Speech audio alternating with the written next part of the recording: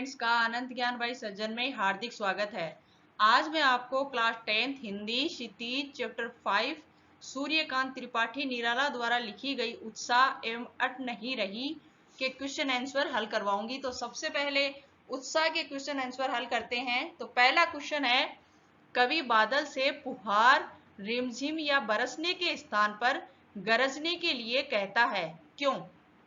तो इसका आंसर है, कवि ने बादल से फुहार रिमझिम या बरसने के लिए नहीं कहा बल्कि गरजने के लिए कहा है, क्योंकि गरजना विद्रोह का प्रतीक है। कवि ने बादल के गरजने के माध्यम से कविता में नूतन विद्रोह का आह्वान किया है। क्वेश्चन नंबर 2, कविता का शीर्षक उत्साह क्यों रखा गया है? तो इसका आंसर है, यह एक आह्वान गीत है। कवि क्रांति लाने के लिए लोगों को उत्साहित करना चाहते हैं। बादल का गरजना लोगों के मन में उत्साह भर देता है, इसलिए कविता का शीर्षक उत्साह रखा गया है। क्वेश्चन नंबर 3, कविता में बादल किन किन अर्थों की ओर संकेत करता है? इसका आंसर है, उत्साह कविता में बादल निम्नलिखित अर्थों की ओर संकेत करता है। पहला है, बादल पीड़ित प्यासे जन की आकांक्षा को पूरा करने वाला है। दूसरा है, बादल नई कल्पना और नए अंकुर के लिए विध्वंस, विप्लव और क्रांति चेतना को संभव करने वाला है। तीसरा है, बादल कविता में नया जीवन लाने में सक्रिय है। क्वेश्चन नंबर 4, शब्दों का ऐसा प्रयोग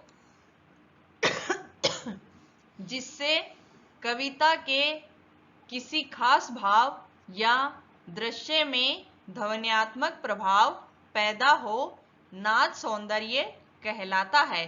उत्साह कविता में ऐसे कौन से शब्द हैं जिनमें नाद सौंदर्य मौजूद है? छांटकर लिखें।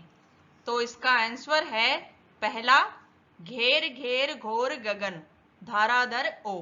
दूसरा है, विद्युत छवि उर्मे। तो कविता की इन दोनों पंक्तियों में ही नाद सौंदर्य मौजूद है। क्वेश्चन नंबर 5, जैसे बादल उमड़ घुमड़ कर बारिश करते हैं, वैसे ही कवि के अंतर्मन में भी भावों के बादल उमड़ घुमड़ कर कविता के रूप में अभिव्यक्त होते हैं। ऐसे ही किसी प्राकृतिक सौंदर्य को देखकर अपने उमड़ते भावों को कविता में उतारिए। तो इसका आंसर आप सभी स्वयं करना। क्वेश्चन नंबर 6, होली के आसपास प्रकृति में जो परिवर्तन दिखाई देते हैं उन्हें लिखिए। इसका आंसर है, होली के समय चारों तरफ का वातावरण रंगों से भर जाता है। चारों तरफ रंग ही रंग बिखरे होते हैं। प्रकृति भी उस समय रंगों से वंचित नहीं रह पाती है। प्रकृति के हरे भरे वृक्ष तथा रंग बिरंगे फूल होली के महत्व को और अधिक बढ़ा देते हैं। निराला जी की दूसरी कविता जिसका शीर्षक है अट नहीं रही है, उसके क्वेश्चन आंसर हैं। तो पहला क्वेश्चन है, छायावाद की एक खास विशेषता है अंतर्मन के भावों का बाहर की दुनिया से सामंजस्य बिठाना। कविता की किन पंक्तियों को पढ़कर यह धारणा पुष्ट होती है? लिखिए। तो इसका आंसर है, उड़ने को नभ में तुम पर कर देते हो। उपर्युक्त पंक्तियों में कवि ने अपने अंतर्मन में उपस्थित उमंग की भावना को बाहर की दुनिया के माध्यम से प्रकट किया है। क्वेश्चन नंबर 2, कवि की आंख फागुन की सुंदरता से क्यों नहीं हट रही है? तो इसका आंसर है, फागुन का मौसम तथा दृश्य अत्यंत मनमोहक होता है। चारों तरफ का दृश्य अत्यंत स्वच्छ तथा हरा भरा दिखाई दे रहा है। पेड़ों पर कहीं हरी तो कहीं लाल पत्तियां हैं। फूलों की मंद मंद खुशबू हृदय को मुग्ध कर लेती है। इसलिए कवि की आंख फागुन की सुंदरता से हट नहीं रही है। क्वेश्चन नंबर 3, प्रस्तुत कविता में कवि ने प्रकृति की व्यापकता का वर्णन किन रूपों में किया है? तो इसका आंसर है, प्रस्तुत कविता में कवि ने प्रकृति की व्यापकता का वर्णन मन के उल्लास के रूप में किया है। मन में अगर उल्लास भरा होता है तो हमें अपने आसपास की दुनिया अत्यंत सुंदर लगती है। क्वेश्चन नंबर 4, फागुन में ऐसा क्या होता है जो बाकी ऋतुओं से भिन्न होता है?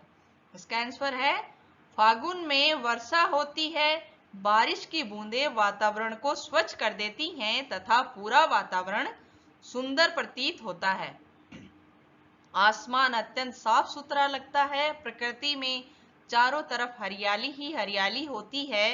वातावरण शीतल तथा शांत हो जाता है। इन्हीं विशेषताओं के कारण फागुन का मौसम अन्य सभी ऋतुओं से भिन्न होता है। क्वेश्चन नंबर 5, इन कविता के आधार पर निराला के काव्य शिल्प की विशेषताएं लिखिए। तो इसका आंसर है, निराला छायावादी युग के प्रमुख कवि रहे हैं। इनकी काव्यगत विशेषताएं इस प्रकार हैं।